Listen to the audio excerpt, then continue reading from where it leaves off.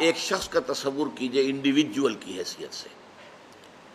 ہم میں سے ہر شخص کی حیثیتیں ہیں کہ میں ایک انڈیویجول ہوں، لیکن میرے گرد میرے گھر بار والے ہیں، رشتہ دار ہیں، خاندان ہے، قوم ہے، ملک ہے.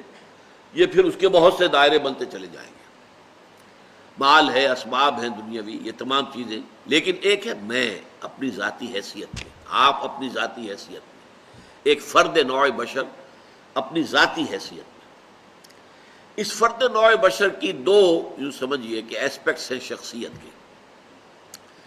ایک کچھ احوال، کچھ حالات ہیں جو اس پر وارد ہوتے ہیں.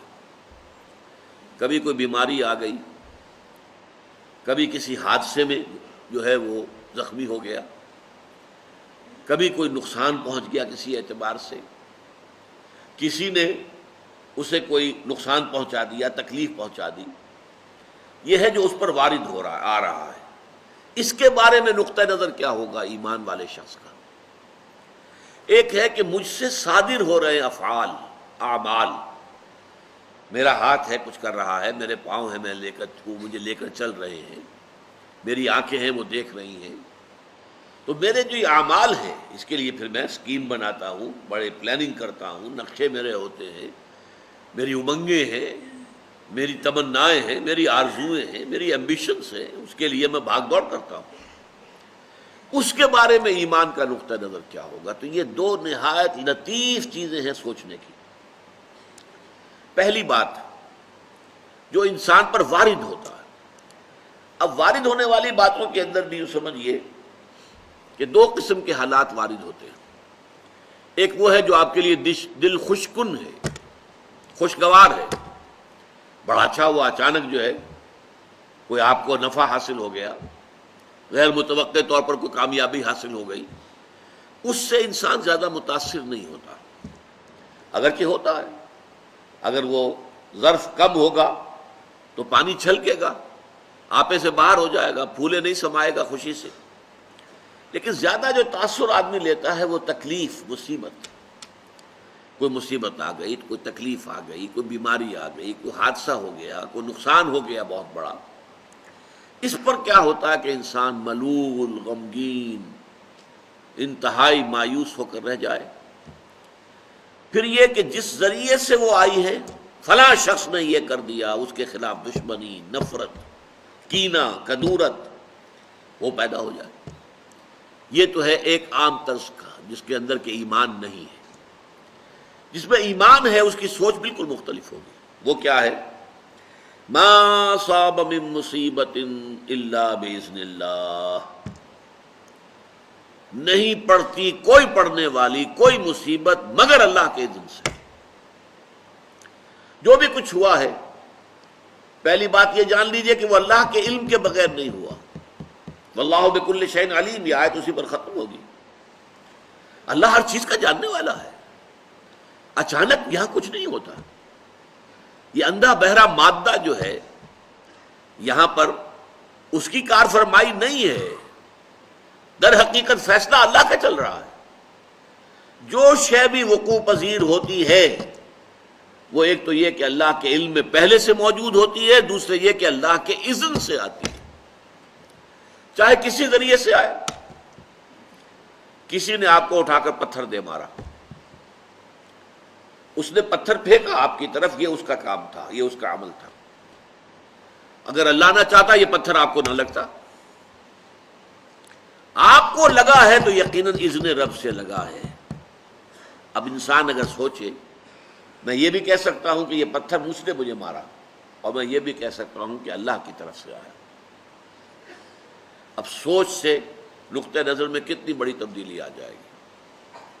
پہلے نتیجے میں غصہ، انتقام، غضب یہ پیدا ہوگا اس شخص کے خلاف، اور دوسرے نتیجے میں یہ کہ ٹھیک ہے اللہ کی طرف سے ہے، جو اللہ نے چاہا وہ ہو گیا. فلاں نے یہ کر دیا، فلاں نے یہ کر دیا، فلاں نے مجھے اس تکلیف میں ڈال دیا، فلاں کی وجہ سے مجھے یہ نقصان ہو گیا. ان سارے سے برو کشیر سے پیچا کہ ہست و بود مرا، کہ اقدہا کے مقام رضا کشود مرا. اللہ کی طرف سے آئی ہے، میں راضی ہوں، میں مطمئن ہوں، میرے رب کی طرف سے ہے. جو کچھ ہے بن جانب اللہ ہے. ما اصاب من مصیبت الا باذن اللہ، نہیں پڑتی کوئی پڑنے والی کوئی مصیبت کوئی تکلیف مگر اللہ کے اذن سے، اللہ کے اذن کے بغیر پتہ تک نہیں ہلتا یہاں پر۔ اس بات کو یقین کے درجے میں جان لیجیے، اللہ کے اذن کے بغیر اس کائنات میں پتہ تک نہیں ہل سکتا۔ وہ تصور خدا ہم جا کے پڑھیں گے تفصیل سے سورہ حدید میں کہ بس ہاں ایک کریٹر تھا، کریٹ کر کے علیحدہ ہو کر بیٹھ گیا، نہیں، اس نے پیدا کیا ہے، ثم استوى علی العرش، پھر تخت حکومت کے اوپر بیٹھا ہے، اور یدبر الامر من السماء الى الارض، وہ تدبیر کر رہا ہے امر کی، وہ فعال وہ ہے، لا فاعل فی الحقیقت الا اللہ، فاعل حقیقی اللہ ہے۔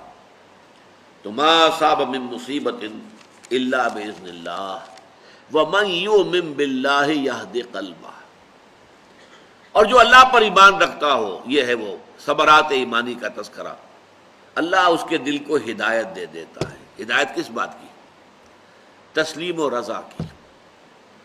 سر تسلیم خم ہے جو مزاج یار میں آئے، اے اللہ اگر تیرے لیے تیرے حکم سے یہی تھا کہ میرا بچہ فوت ہو جائے، میں مطمئن ہوں، تو نے دیا تھا، تو نے لے لیا، اس پر صدمہ کاہے کا؟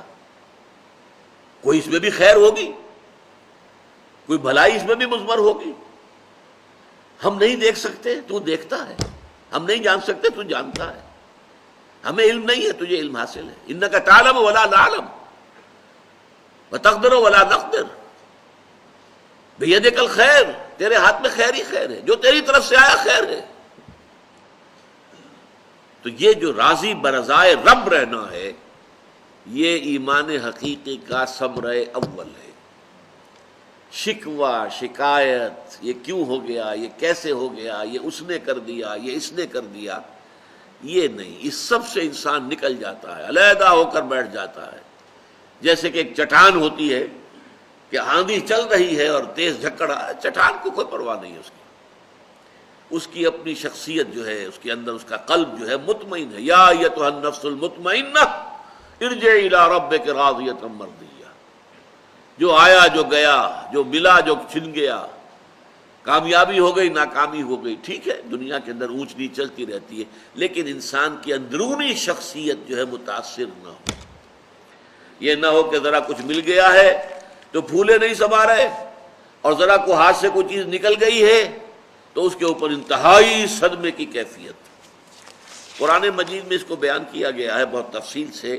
عام طور پر جو انسان غافل ہے، جس کے پاس ایمان نہیں ہے، اس کا حال کیا ہوتا ہے؟ سورہ بنی اسرائیل کی آیت نمبر 83 سنا رہا ہوں آپ کو۔ وَإِذَا أَنْعَمْنَا عَلَى الْإِنسَانِ أَعْرَضَ وَنَأَىٰ بِجَانِبِهِ، جب ہم انسان پر نعمتیں اپنی نازل کرتے ہیں، اعراض کرتا ہے، رخ موڑ لیتا ہے، ہماری طرف سے بے توجہی کرتا ہے۔